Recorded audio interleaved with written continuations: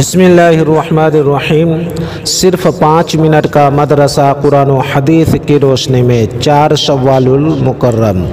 Number 1، اسلامی تاریخ۔ حضرت عائشہ رضی اللہ تعالی عنہا کا علمی مرتبہ۔ حضرت سیدہ عائشہ رضی اللہ تعالی عنہا کا علمی مقام و مرتبہ بہت بلند تھا۔ چند صحابہ کو چھوڑ کر تمام مرد و عورتوں پر انہیں فوقیت حاصل تھی۔ وہ بیک وقت قرآن کریم کی حافظہ، تفسیر و حدیث کی ماہر اور مشکل مسائل کو حل کرنے میں بے مثال ذہانت کی مالک تھیں۔ بڑے بڑے صحابہ ان سے شریعت کے احکام و مسائل معلوم کرتے تھے۔ حضرت ابو موسیٰ اشعری رضی اللہ تعالی عنہ کا بیان ہے کہ جب بھی ہم لوگوں کے سامنے کوئی مشکل مسئلہ پیش آتا تو اس کا حل حضرت عائشہ رضی اللہ تعالی عنہا سے معلوم کرتے اور وہ فوراً اس کا حل بتا دیا کرتی تھیں۔ امام زہری رحمۃ اللہ علیہ فرماتے ہیں کہ اگر تمام مردوں اور امہات المؤمنین کا علم جمع کیا جائے تو حضرت عائشہ رضی اللہ تعالی عنہا کا علم ان سب سے زیادہ وسیع ہوگا۔ کہا جاتا ہے کہ دین کا چوتھائی حصہ انہی سے متعلق ہیں۔ انہوں نے دین اسلام اور شریعت کے احکام کو پھیلانا اور حضور صلی اللہ علیہ وسلم کی تعلیمات کو عام کرنا اپنی زندگی کا مقصد بنا لیا تھا۔ ان سے 2210 احادیث مروی ہیں۔ بلا شبہ پوری امت پر ان کے بے پناہ احسانات ہیں، اسی وجہ سے انہیں محسنِ امت کہا جاتا ہے۔ سن 58 ہجری میں مدینہ میں انتقال فرمایا اور رات کے وقت جنت البقیع میں دفن ہوئی۔ اللہ تعالیٰ انہیں پوری امت کی طرف سے بہترین بدلہ عطا فرمائے، آمین۔ نمبر 2، حضور صلی اللہ علیہ وسلم کا معجزہ آندھی آنے کی خبر دینا۔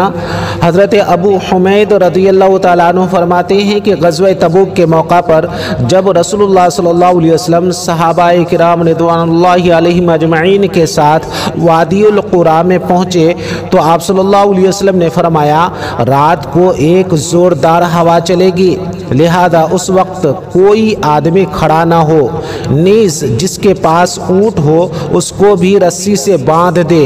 چنانچہ رسول اللہ صلی اللہ علیہ وسلم کے فرمان کے مطابق رات کو بہت زور سے ہوا چلی اور ایک آدمی کھڑا ہو گیا تو ہوا نے اس کو اٹھا کر جبل طی میں گرا دیا، مسلم شریف۔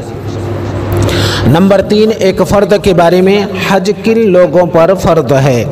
قرآن میں اللہ تعالیٰ فرماتا ہے اللہ کے واسطے ان لوگوں کے ذمے بیت اللہ کا حج کرنا فرض ہے جو وہاں تک پہنچنے کی طاقت رکھتے ہوں، سورہ آل عمران۔ نمبر 4، ایک سنت کے بارے میں مشکل کاموں کی آسانی کی دعا۔ جب کوئی مشکل کام آ جائے تو یہ دعا پڑھے، اللہم لا سہل الا ما جعلتہ سہلا وانت تجعل الحزن اذا شئت سہلا۔ اللہم لا سہل الا ما جعلتہ سہلا وانت تجعل الحزن اذا شئت سہلا۔ اے اللہ، تیرے کیے بغیر کوئی کام آسان نہیں ہو سکتا اور تو جب چاہے سخت رنج و غم کو بھی آسانی میں تبدیل کر دے، ابن سنی۔ نمبر 5، ایک اہم عمل کی فضیلت سورہ اخلاص تہائی قرآن کے برابر ہے۔ رسول اللہ صلی اللہ علیہ وسلم نے فرمایا کیا تم میں سے کوئی یہ نہیں کر سکتا کہ ایک رات میں تہائی قرآن پڑھ لے؟ صحابہ کرام رضوان اللہ علیہم اجمعین نے عرض کیا کیسے تہائی قرآن پڑھ لے گا؟ آپ صلی اللہ علیہ وسلم نے فرمایا قل هو اللہ احد، تہائی قرآن کے برابر ہے، مسلم۔ نمبر 6، ایک گناہ کے بارے میں فتن و فساد کرنے کی سزا۔ قرآن میں اللہ تعالیٰ فرماتا ہے جو لوگ اللہ اور اس کے رسول سے لڑتے ہیں، زمین میں فساد کرنے کی کوشش کرتے ہیں، ایسے لوگوں کی بس یہی سزا ہے کہ وہ قتل کر دیے جائیں یا سولی پر چڑھا دیے جائیں یا ان کے ہاتھ اور پاؤں مخالف جانب سے کاٹے جائیں یا وہ ملک سے باہر نکال دیے جائیں۔ یہ سزا ان کے لیے دنیا میں سخت رسوائی کا ذریعہ ہے اور آخرت میں ان کے لیے بہت بڑا عذاب ہے، سورہ مائدہ۔ नंबर 7 दुनिया के बारे में, दुनिया से ज़्यादा आखिरत अहम।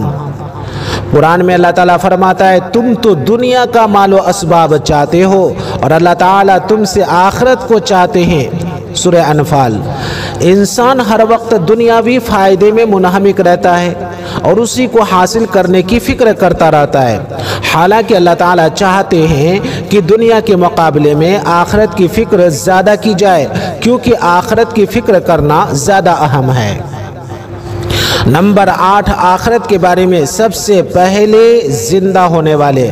रसूलुल्लाह सल्लल्लाहु अलैहि वसल्लम ने फरमाया हम दुनिया में सबसे आखिर में आए हैं, लेकिन कल हश्र यानी आखिरत में जब सबको जमा किया जाएगा तो हम सबसे पहले ज़िंदा किए जाएंगे। बुखारी शरीफ।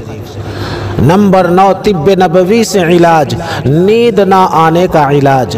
एक शख्स ने हुजूर सल्लल्लाहु अलैहि वसल्लम से नींद ना आने की शिकायत की तो आप सल्लल्लाहु अलैहि वसल्लम ने फरमाया ये पढ़ा करो अल्लाहुम्मा गारतिन नुजूम व हदातिल उयून व अन्ता हय्युन क़य्यूम या हय्यु या क़य्यूम अनमईनी व अहदी उलैली। ऐ अल्लाह सितारे छुप गए और आँखें पुरसुकून हो गईं, तू हमेशा ज़िंदा और कायम रहने वाला है। ऐ हमेशा ज़िंदा और कायम रहने वाले, मेरी आँख को सुला दे और मेरी रात को पुरसुकून बना दे।